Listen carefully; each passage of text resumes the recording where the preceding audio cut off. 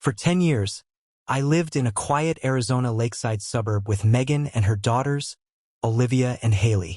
We were never married. No ceremony, no rings, no legal paper binding my name to hers. But I carried that household like a man who had sworn vows under oath. The mortgage was in my name. The lake house insurance, the property taxes, the HOA fees, the endless maintenance when the desert heat split wood and cracked paint. All of it flowed through my accounts first. I didn't do it because I was trapped. I did it because I chose them. That's what makes it worse. Every morning I woke before sunrise, reviewed my company's numbers, answered emails before coffee cooled. Then I drove the girls to school when Megan's schedule ran tight. Volleyball practice, theater rehearsals, SAT prep courses. I sat in parking lots waiting for them to finish, scrolling through financial projections while they laughed with friends who never once asked who I was. At school events, I stood slightly behind Megan, not beside her. Parents would smile politely. "Are you their dad?" A simple question. The girls would answer before I could open my mouth. "No, he's just mom's boyfriend." Just that word has weight when it's repeated enough. I told myself not to be fragile. Teenagers protect loyalty to their biological father. It's natural. I wasn't asking to replace anyone. I never demanded to be called dad.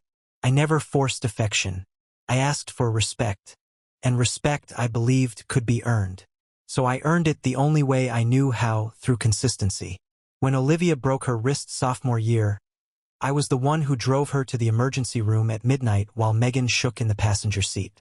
I signed paperwork, paid the deductible without a word, stayed until the cast was set. When Haley struggled with algebra, I rearranged my schedule to sit at the dining table night after night, working through equations until her frustration turned into cautious understanding.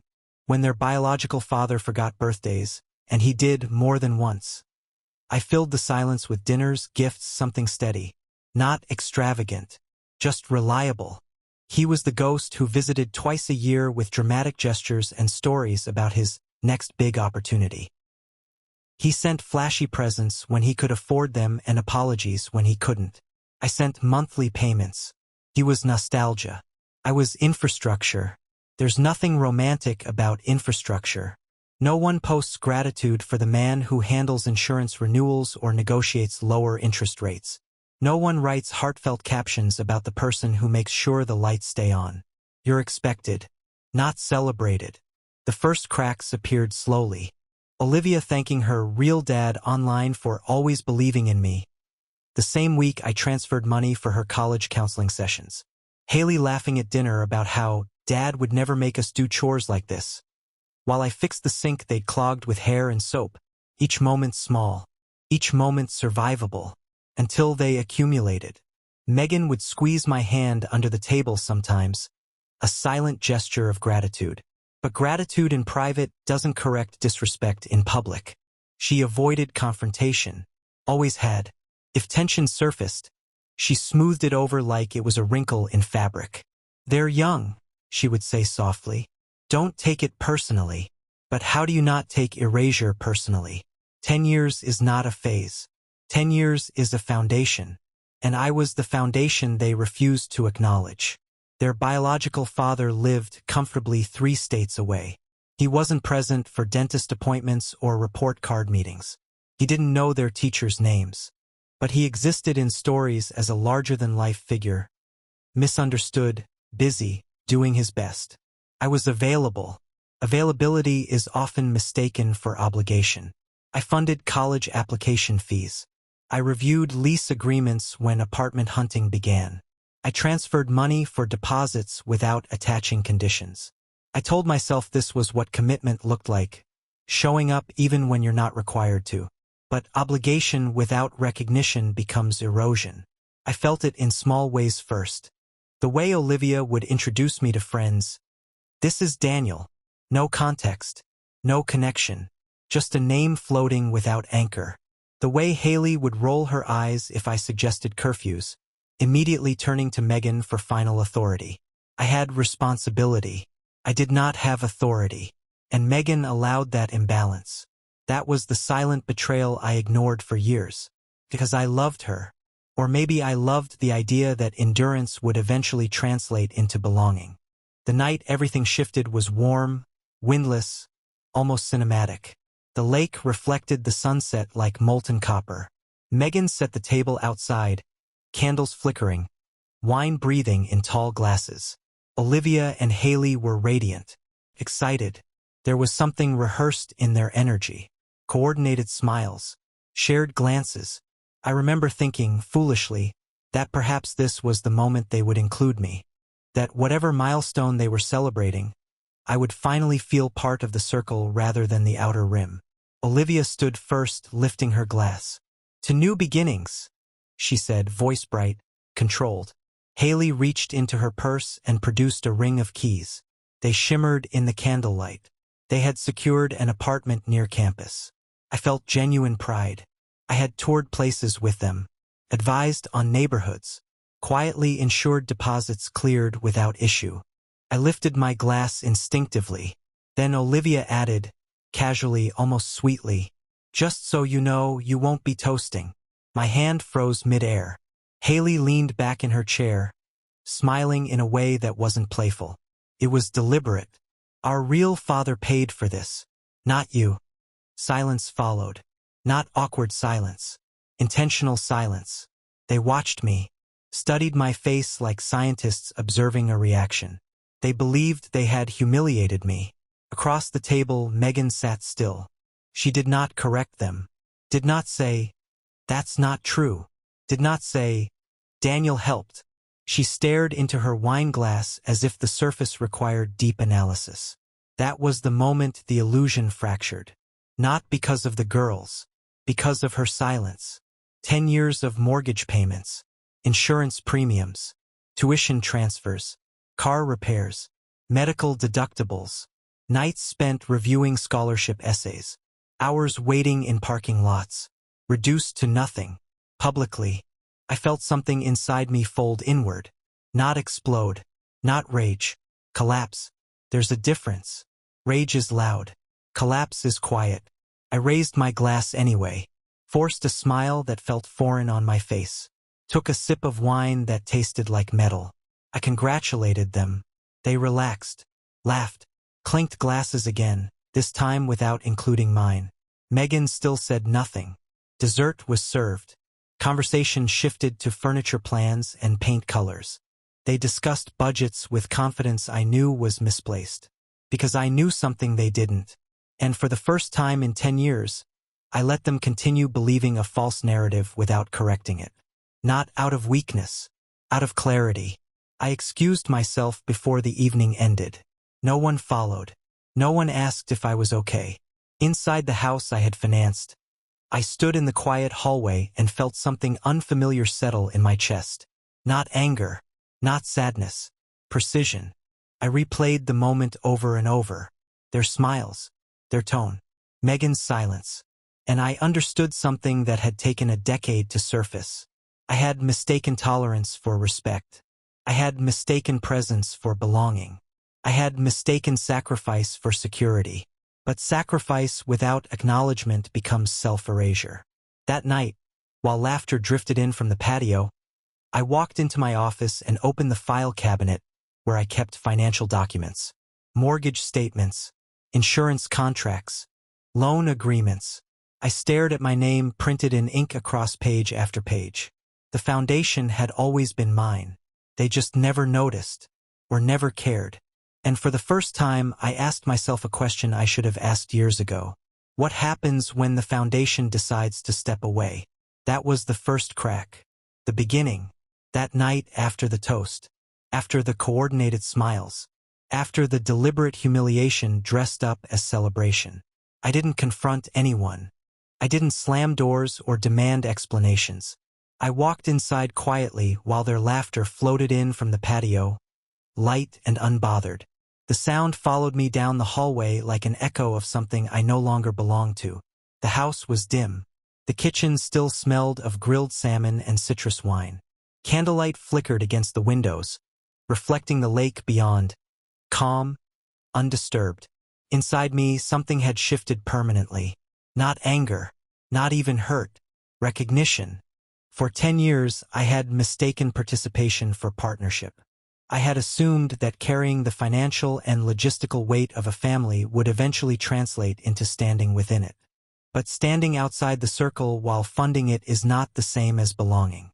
Megan's silence replayed louder than the girl's words. If she had corrected them, even gently, I might have absorbed the insult and kept moving.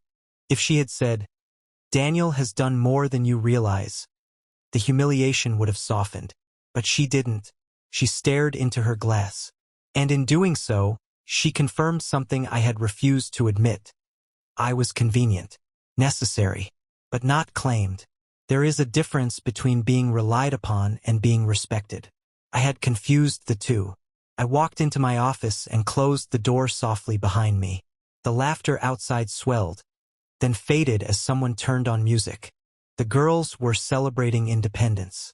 Independence they believed came from someone else. I opened the cabinet where I kept financial documents. Not because I needed proof. I knew the numbers by memory, but I wanted to see them in ink. Mortgage statements with my name alone. Insurance contracts listing me as primary.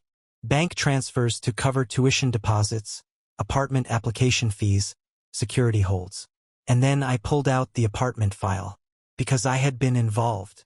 They had shown me listings weeks earlier, asking for advice. I had reviewed lease clauses, flagged hidden fees, even recommended a better financing structure when the initial plan fell through. What they didn't understand, what they never bothered to ask, was how the down payment had actually cleared. Their biological father had promised assistance. Loudly, publicly, he had wired a symbolic amount. The bulk of the deposit had been routed through a small holding company I owned. Structured cleanly, efficiently, quietly. The guarantor line on the agreement? Mine, not his. They never read that part carefully. Why would they? In their version of events, I wasn't involved. I sat at my desk and stared at the lease documents. My signature sat at the bottom of the guarantee clause. Without it, the approval would stall. Without continued consent, financing could be delayed. I had signed because I believed I was investing in stability. Now I understood I had been underwriting my own erasure. The music outside grew louder. Megan's voice joined the girls. Soft, bright, carefree. I waited, not out of spite, out of certainty. Eventually, the patio door slid open. Footsteps crossed the kitchen tile. Megan's voice drifted down the hallway. "Daniel." I didn't answer immediately. She knocked gently on the office door before entering. She looked flushed from wine and warm air, but her eyes carried something cautious. "You disappeared," she said lightly. "Everything okay?" There it was, the performance of concern. I looked at her for a long moment before speaking. "Why didn't you say anything?" She frowned slightly. "About what?" "About what they said." Her expression shifted. Subtle. Defensive. They were excited. It was a big moment. "That's not what I asked." Silence settled between us. Familiar. Comfortable for her. "They didn't mean it to hurt you," she said finally. "You know how they are." Yes. I knew exactly how they were. And I knew exactly how she was. She avoided discomfort, even when that discomfort was mine. "They said their real father paid for it," I said calmly. "You know that isn't true." She exhaled slowly, crossing her arms. "He contributed." "That's not the same." Another pause. "It wasn't the right moment to argue," she added. "It would have ruined dinner." Ruined dinner. 10 years reduced to preserving ambience. I nodded once. Not in agreement. In understanding. "I see," I said quietly. She studied me, perhaps expecting anger. But I wasn't angry. I was awake. "You're overthinking this," she said, softer now. "They're young. They don't see the full picture. They don't see it because you never show it to them." That landed. Her jaw tightened slightly.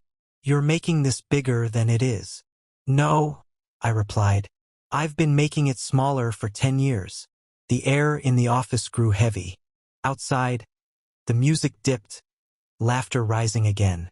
She looked tired suddenly. "What do you want me to do? Force them to call you Dad?" I want you to correct lies. That's dramatic. It's accurate. Another silence. This one sharper. Finally, she shook her head, dismissing the tension like she always did. Let's not do this tonight. It's a happy evening. Happy. For whom? She left the room without resolution. The door closed softly behind her. And in that soft click, something final settled inside me. I pulled the apartment envelope closer, slid the lease documents neatly back inside. Then I took a pen from my desk drawer. 2 words. That's all I wrote. Carefully, deliberately, check the accounts. I placed the note inside the envelope where they would find it easily. No explanation, no accusation, just instruction. Because by morning, reality would begin to surface. They believed they had humiliated me publicly. They believed the foundation was decorative. They believed someone else had financed their freedom. I didn't need to argue. Numbers would speak louder than pride. I stood from the desk and turned off the office light. As I walked back toward the bedroom, the patio door slid open again. Olivia's voice floated in. "Where's Daniel?" "Probably sulking," Haley answered, laughing lightly. Megan didn't correct that either. I lay in bed later, staring at the ceiling fan rotating slowly above me. The house buzzed faintly with residual energy from celebration. But beneath that noise, a different current had begun moving. For the first time in 10 years, I wasn't trying to earn my place. I was evaluating whether it existed at all. By morning, the envelope would be opened. By morning, assumptions would fracture. And I would no longer be silent. Not with anger, with action. Morning arrived without ceremony. No thunder. No dramatic confrontation. Just sunlight sliding across the lake and creeping through the kitchen windows like it had every other day for 10 years. I was already awake when I heard Olivia's footsteps in the hallway. Light, confident, untroubled. That confidence lasted exactly 3 minutes. I was standing at the counter pouring coffee when I heard the envelope tear open. Paper shuffled. A pause. Then Haley's voice. "What does that even mean?" Footsteps. Faster now. Chairs scraping. The low murmur of confusion thickening into something sharper. Megan entered the kitchen first, lease documents in her hand. My 2 words visible on the inner flap. "Daniel," she said carefully. "What is this?" I didn't look up immediately. I took a sip of coffee. Let the silence stretch. Exactly what it says. Behind her, Olivia's face had shifted. Not amused. Not celebratory. Tense. "We checked," she said quickly. "Everything's fine." "Did you?" I asked. Haley was already pulling up online banking on her phone. Her fingers moved faster now. Less theatrical. More urgent. I watched the realization unfold in stages. First confusion. Then calculation. Then fear. Olivia's voice dropped. "Why does it say guarantor under your company name?" "Because you never read it. Because you assumed. Because you wanted the story to be cleaner than the truth." Megan looked down at the paperwork again, scanning lines she had skimmed weeks earlier without concern. "What is this, Daniel?" she asked, tension creeping into her tone. "It's structure," I replied evenly. "The down payment was routed through my holding company. The financing is contingent on my continued guarantee." Olivia's head snapped up. "Dad wired money." "He wired a portion," I corrected calmly. "A symbolic one." Silence. The kind that squeezes. Haley swallowed. "So what are you saying?"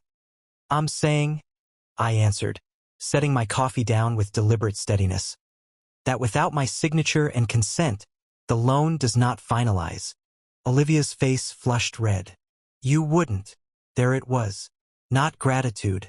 Threat assessment. "I already have," I said quietly. Megan's breath caught. "Daniel, I notified the lender at 6:15 this morning that I'm withdrawing my guarantee." The room shifted. The air itself felt different. Olivia stepped forward. "You can't just sabotage us because of one stupid dinner comment." One stupid dinner comment. 10 years reduced to a sentence. "I'm not sabotaging you," I said. "I'm correcting an assumption." Haley's voice cracked slightly. You're doing this to punish us. No, I replied. I'm doing this because I'm not your father. Remember? That landed. Harder than I expected. Megan moved closer, lowering her voice. This is extreme. No, I said again. Extreme was sitting there while your daughters publicly erased me. Her jaw tightened. They were excited. And you were silent. The girls were no longer defensive. They were scanning their screens frantically now. Reading clauses. Calling numbers. By 8:03 a.m.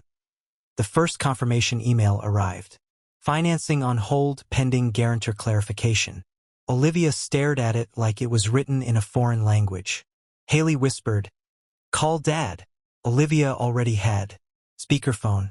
It rang 3 times before he answered. His voice carried through the kitchen. Casual, distracted. "Hey, Liv. Dad. Did you sign anything for the apartment?" A pause. "Sign? No, I just sent what I could. I told you Daniel was handling the rest." There it was. Clean. Simple. Undeniable. Olivia's eyes filled with something that wasn't tears yet. "You said you paid for it." "I helped," he replied defensively. "What's going on?" Megan closed her eyes briefly. Haley stepped back like the floor had shifted. Olivia ended the call without saying goodbye. The illusion didn't shatter loudly. It dissolved. And beneath it were numbers. Deadlines. Contracts. Reality. My phone buzzed shortly after. First Megan's name. Then Olivia's. Then Haley's. I didn't answer. I sat at the dining table with my laptop open and began the rest of the process. Cancelled guarantee. Closed shared discretionary account. Removed my name from their auto insurance policy. Contacted the bank regarding the lake house refinancing. Paused. Each action precise. Measured. No raised voice. No accusations. Just withdrawal. By 10:17 a.m. I had 37 missed calls. By noon, Megan stood in front of me with red eyes. "You're blowing up everything." "No," I said quietly. "I'm stepping out of what was never mine." Her voice trembled. They didn't understand. They understood enough to coordinate humiliation. Silence. Haley entered next. Not defiant now. "Please," she said, barely audible. "We'll fix it." Fix it. How? With a retroactive thank you? With a rewritten toast? Olivia followed, pride stripped away. "We were wrong," she admitted. But the words felt forced, strategic. I looked at them both. For 10 years, I had absorbed comparison. Endured dismissal. Funded futures without acknowledgement. Now they were facing numbers without cushion. "I'm not yelling," I said. "I'm not demanding apologies. I'm simply no longer participating." Megan's shoulders sagged. "Where does that leave us?" "In reality," I answered. By late afternoon, the lender had confirmed suspension. Without my guarantee, the interest rate recalculated beyond their approval threshold. The apartment keys that had shimmered in candlelight now sat useless on the counter. For the first time, they were confronting actual consequences. Not emotional. Financial. Deadlines don't respond to wounded pride. By evening, the house was silent. No music. No laughter. Just the quiet hum of uncertainty. I packed a small bag. Not dramatically. Methodically. When Megan saw the suitcase near the door, her composure cracked. "You're leaving." "I'm relocating," I said. "For how long?" "I don't know." Olivia stood in the hallway, eyes swollen. Haley avoided mine. "I didn't do this to hurt you," I said calmly. "I did this because I refused to fund disrespect." No one argued, because numbers had already spoken. I left before dawn the next morning. No slammed doors. No final speech. Just a quiet exit from a foundation that had never been acknowledged.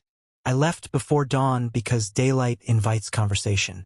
Daylight makes people brave enough to perform regret. At 4:48 a.m., the lake was a sheet of black glass. No wind. No boats. No birds. Just the slow, indifferent lap of water against the dock I'd repaired twice with my own hands. The air smelled like damp wood and cold stone, The kind of clean smell that feels honest because it doesn't pretend to be comforting. I walked through the house without turning on a single light. I knew every creak in the floorboards, every uneven stair, every place the wood had swollen and shrunk across seasons. I'd fixed this place the way you fix a promise. Quietly, repeatedly, without applause. In the kitchen, the keys to their new beginning were still on the counter. A little ring of metal, so small, so heavy. Beside it sat the printed emails from the lender, the frozen language of pending, recalculation, guarantor withdrawn, reality reduced to bullet points. No one could argue with it, not even Megan. I didn't take the keys. I didn't touch the paperwork. I didn't leave a letter explaining myself. I had spent 10 years explaining myself in 1,000 small ways. Through payments, through rides, through late-night paperwork, through patience that tasted like sand. If they didn't understand now, more words wouldn't change the shape of the truth. I carried my suitcase to the front door and paused. Not because I hesitated, because I listened.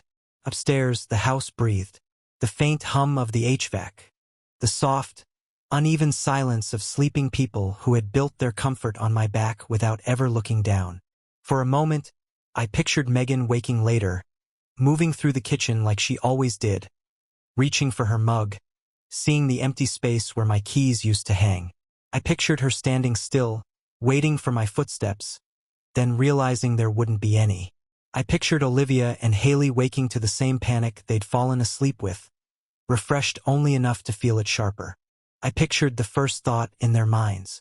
Not Daniel is gone, but how do we fix this? How do we get the guarantee back? How do we salvage the deal? How do we get the numbers to behave again? Because that's what I had become in their world. A solution, not a person. I stepped outside and locked the door behind me. The click sounded final in a way I hadn't expected. Clean, mechanical, a boundary that didn't argue. My car was parked in the driveway, already loaded with what mattered.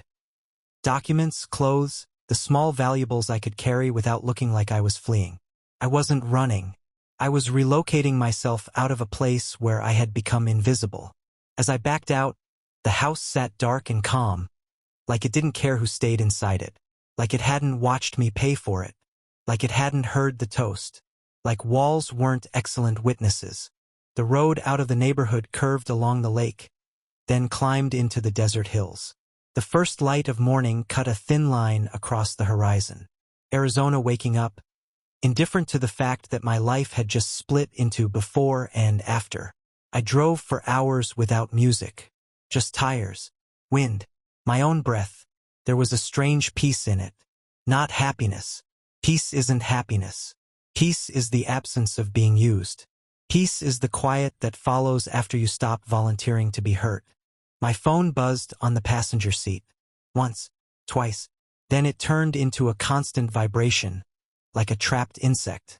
I didn't look at it. I didn't need to. I already knew the pattern. Panic first, anger second, bargaining third, guilt fourth. By the time I stopped for gas, the screen was a wall of missed calls and texts. Megan, please call me. Megan, Daniel, this is insane. Haley, I'm sorry. Please. Olivia, we didn't mean it like that. Megan again, the girls are freaking out. Freaking out. Not grieving. Not ashamed. Freaking out. I stared at those words until my eyes felt dry. Then I turned the phone off. At a cheap motel that night, I lay on a bed that smelled like bleach and old air freshener. The curtains didn't quite close. A line of parking lot light cut across the carpet like a blade. I should have felt lonely. Instead, I felt lighter. Because loneliness is easier than humiliation. Loneliness doesn't demand you smile while you're being erased. The next morning, I drove north, toward Colorado, toward a place where the air would be thinner and the past might not cling as hard. I didn't have a grand plan. I had savings. I had a job I could do remotely if I had to. I had the one thing I'd been bleeding out for years: control. Somewhere around the second day, I turned my phone back on.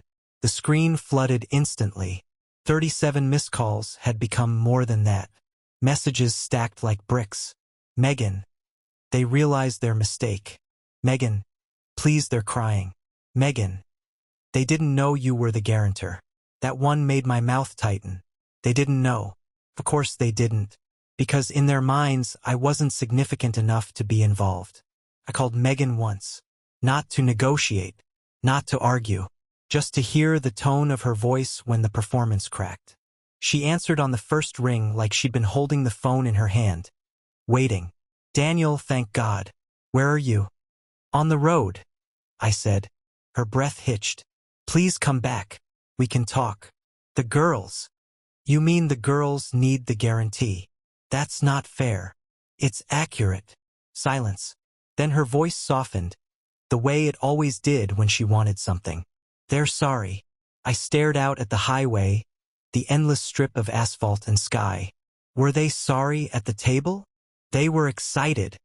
Were you silent? Her voice faltered. Daniel. That was all she had. My name. Like it was a spell that should reverse consequences. I gripped the steering wheel harder. Megan, you watched them humiliate me. You let it happen. You didn't correct it because you didn't want an uncomfortable moment. So you sacrificed me to keep dinner pleasant. That's not what I did. It is. A long pause. I could hear her breathing. The sound of someone trying to find a version of the truth that wouldn't condemn her. I didn't know what to say, she whispered. That was the confession. Not that she disagreed with them. Not that she defended me in her heart. Just that she couldn't manage the social discomfort of protecting the man who'd protected her family for a decade. I know, I said, and my voice was calm because the decision was already made. That's why I'm not coming back. Her voice broke. So that's it? 10 years and you just disappear? I almost laughed. Disappear. Like I hadn't been invisible already. I'm not disappearing, I said. I'm stepping out of a role you never defended. She tried again, desperate now. They said they'll apologize. They'll make it right. I felt the words hit me like cold rain. You can't make disrespect right after the bill comes due. That's not apology. That's survival. She started crying softly. I listened for a moment. Not because it moved me, because it confirmed what I already knew. She was mourning stability, not me. I ended the call without a fight. In Colorado, I found a small rental near the edge of town, where the mornings were sharp and the nights were quiet enough to hear your own thoughts. I bought a cheap table and a chair. I set up my laptop. I worked. I cooked simple meals. I went on long walks where no one knew my name and no one expected me to carry them. Weeks passed. Megan texted sometimes. Mostly updates framed like bait. The girls are working extra shifts. We had to list the lake house. They finally called their dad and he didn't answer. She wanted me to feel vindicated. I didn't. Vindication is still attachment. I wanted distance. One night she sent a final message. They want to talk to you. Just once. I stared at it until the screen dimmed. Then I typed back. No. 2 letters. Not cruel. Final. Because the lesson wasn't for them. It was for me. I learned that sacrifice doesn't guarantee belonging. It only guarantees depletion if the people you serve don't see you as human. I learned that silence is a decision. Megan chose it again and again until it became the loudest voice in the room. And I learned that respect isn't something you beg for. It's something you require by leaving when it's absent. They thought they had humiliated me at that table by the lake. They didn't. They clarified me. They showed me exactly what I was to them. A wallet with hands attached. So I removed the wallet. And the hands. And the foundation. Now I live in a place where the air is thinner and the nights are honest. I don't miss the house. I don't miss the lake. I don't even miss the version of myself that kept trying to earn a seat at a table that never had my name on it. But sometimes, late at night, I still hear the toast. I still see the smiles. And I ask the only question that matters. If you were me, would you have stayed and kept paying for people who were proud to erase you?